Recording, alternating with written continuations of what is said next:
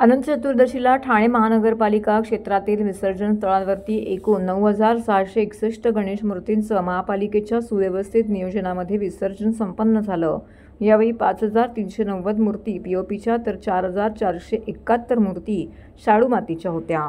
त्यामध्ये 6 फुटांपेक्षा मोठ्या पीओपी मूर्तींची संख्या 188 इतकी होती, तर पर्यावरणपूरक मोठ्या मूर्तींची संख्या 322 इतकी होती।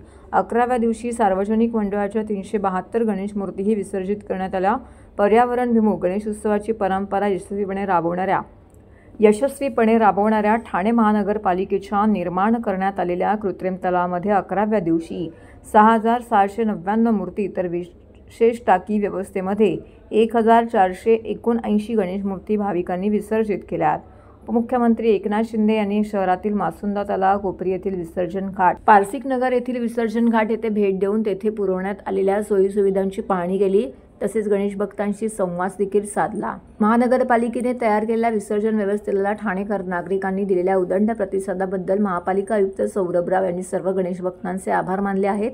विसर्जन व्यवस्थेत महापालिका, पोलीस प्रशासन यांच्या बरोबरीने महाविद्यालयाचे विद्यार्थी, स्वयंसेवी संघटनांचे स्वयंसेवक, सामाजिक संस्था इत्यादींचे प्रतिनिधी, पोलीस मित्र सहभागी झाले होते।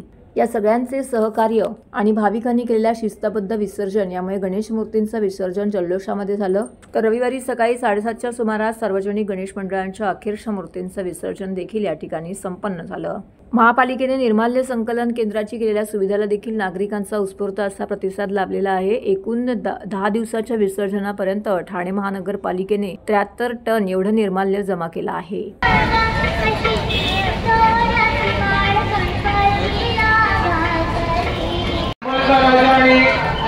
पाटलीपाडा गणेशोत्सव मंडळ आपले दोन्ही वाहन एक्झिट गेट मधून बाहेर जाऊ देत। निर्मलचा राजा तसेच पाटलीपाडा गणेशोत्सव मंडळ आपली दोन्ही वाहन एक्झिट गेट मधून बाहेर जाऊ देत। भक्तांचं, भाविकांचं हार्दिक स्वागत आहोत। मनपूर्वक हा सोहळा आपल्या सर्वांच्या येण्यामुळे या सोहळ्याला 4 चांद लागलेले आहेत। आपल्या प्रत्येकाला या ठिकाणी मनपूर्वक स्वागत। गणपती बाप्पा मंगल